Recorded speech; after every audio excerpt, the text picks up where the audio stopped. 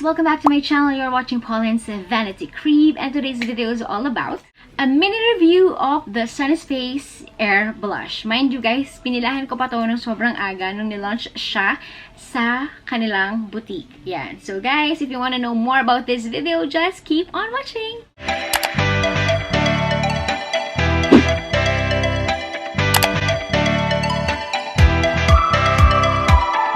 Guys, we're here today to swatch and show you yung mga swatch na ginawa ko using this Sunniesface Airblush. Yan.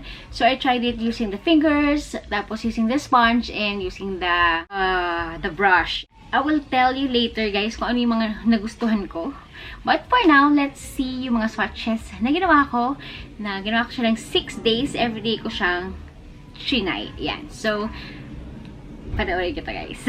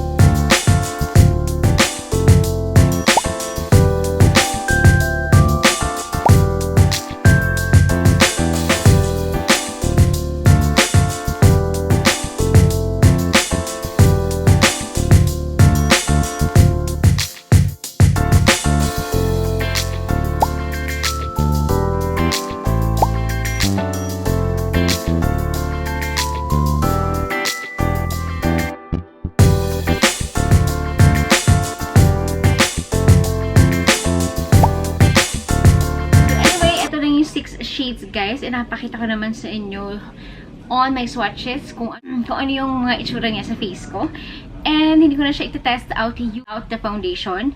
And yun, kasi ginamit ko siya before going to work, talaga nag-film ako, and everyday ko siyang swatch. So anyway, so I know na madaming na kayo napanood ng mga reviews and swatches of this Airblush, and sabihin ko na lang yung take ko guys here using this Sunniesface. Yan. So, they have 6 shades.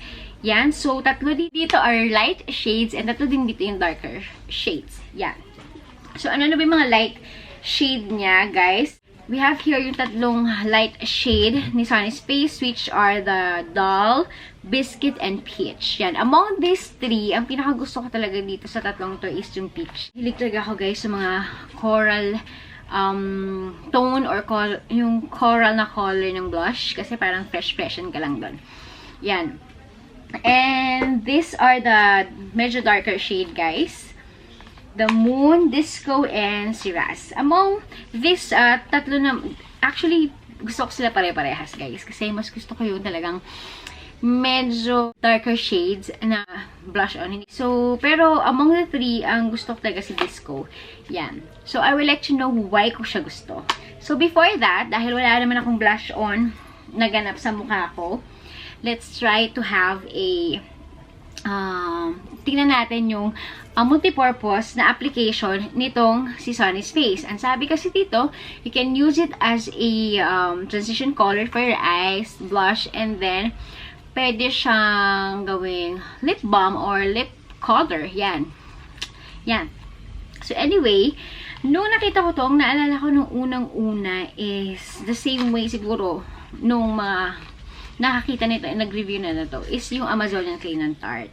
Pero, pag binuksan mo siya, naalala ko talaga si 3CE. Anyway, so among these 3, nakita nyo naman on my swatches, tatlong ways ko siya ginamit, which is yung using my finger, using a dumb sponge, and syempre is using the brush. And among the 3, ang nagustuhan ko talaga ng application is using a brush.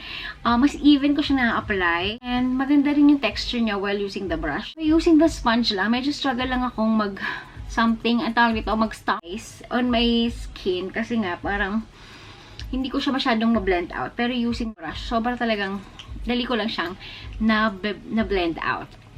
Yan. So, anyway, this is what it looks like. And it feels silky. And parang medyo balm feel siya, guys. Yeah. More of a balm feel yung nafe-feel ko sa kanya.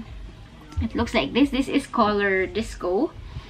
Yan. And then, it looks like this kapag, ayan, pag nakuhanan nyo na siya ng pigments. Medyo hard siya, pero mas hard talaga yung 3CE compared dito, guys. Yan. And when you swatch, like this, yan. Di ba? Isa lang siya. Siguro mga 3 ikot yan. Very pigmented. Ito yung disco. And when blend out, para siya nagiging, what do you call this? Powdery effect. Pero more of a, I feel na parang tint siya. Yun. Alam niyo ba yung tint? Yun. Yun, ganun yung feeling na nafe-feel ko sa kanya. Yan, di ba? Ang ganda, parang ano lang siya. Pero yung, kita mo, kitang-kita yung dito, swatch ko, or yung nakuha ko. Yung pag-swipe ko, kitang-kita siya dyan. So, gamitin natin tong si Disco bilang siya ay ang gusto kong kulay ng aking blushes.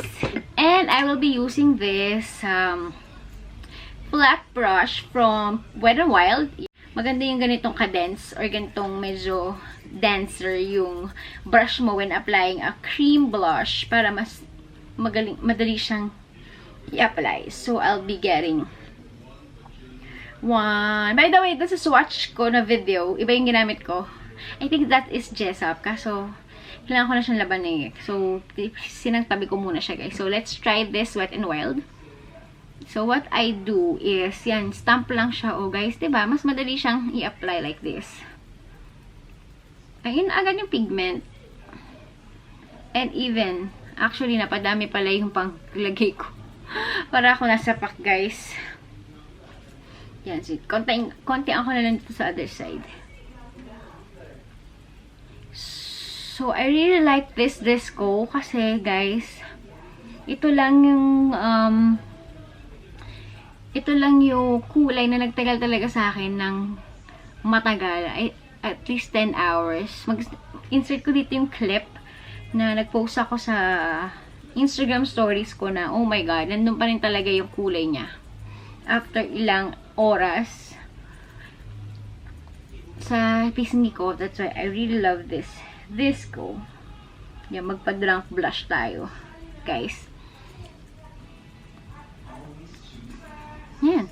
So, even if na parang napasobra kayo, you just need to, ano lang, kasi sa hands kasi, napansin ko sa kanya, when I blend it out, guys, parang mas, hindi siya kumakapit, parang, mas nalalesen niya pa yung pigment sa face ko. Unlike using the brush, yan. Di ba kanina, medyo madami siya, nalagay ako, tas tinap ko lang siya using my fingers, tas biglang nag-even out, or nabawasan yung pigment. So, I think parang, yun yung reason kung bakit parang mas nagustuhan ko siya.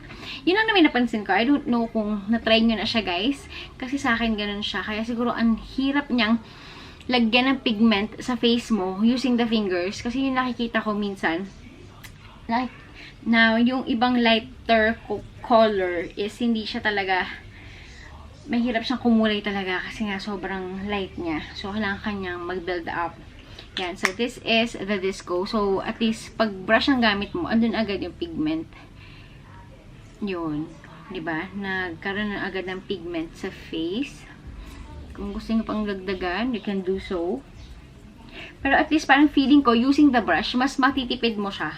I don't know parang ganun yung feeling ko. Kasi, isang stamp lang siya, oh. Look. Diba? Hindi naman masyadong na-dent yung pan niya. Yeah, so this is our blushy. Yan. So, gusto ko lang ng medyo everyday look lang ang peg natin ngayon, guys. So, for the eyes naman, ang gagamitin ko is si Biscuit. Actually, na-try ko na si Biscuit ng isang araw. Ang ganda nga niya sa eyes, guys. Very perfect. Pero, nag-try ako ng using my fingers. So, ngayon, mag-use naman tayo ng brush kasi hindi ko pa siya na-try. So, hahanap lang ako ng flat brush dito. Synthetic is much better if you are going to apply as a, what do you call this? If you are going to apply a cream blush. Kasi mas madali yung pag-apply using a synthetic brush. Pag cream blush, yan. Kasi, kung mga hair siya, kaya goat's hair or human hair, parang mas napupunta lang yung pigment dun sa brush kaysa dun sa skin nyo. So, use synthetic when using a cream blush. So, I have here synthetic. I think wala tong tatak. So, let's get some pigment. This is biscuit. And let's try putting it in our lids. Yan. So, using this, sa kabila, using my fingers para you know the difference nung sinasabi ko. So, when using this, diba, ang dali niyang i-transfer yung pigments. Andyan na siya. And parang dalawa lang akong damp. Hindi pa na-dent. So, that's it. So, let's use our fingers naman. So, ganitong kadami ang lalagay ko, guys. Then, let's use here.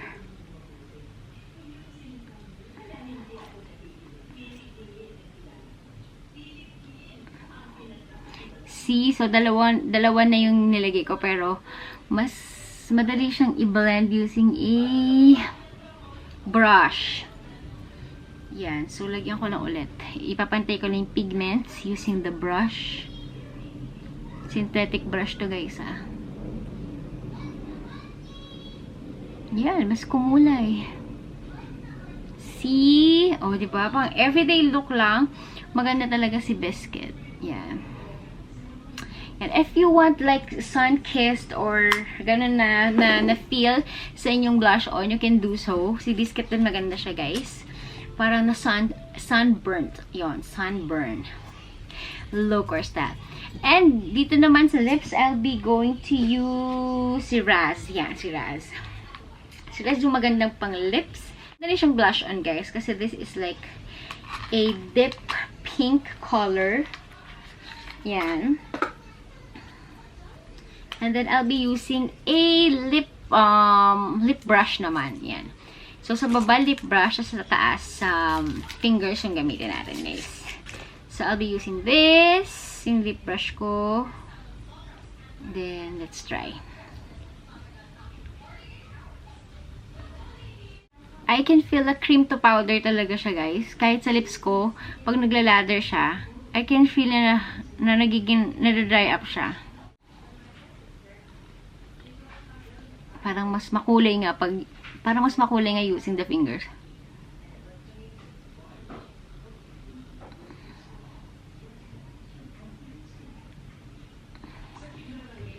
Ayan.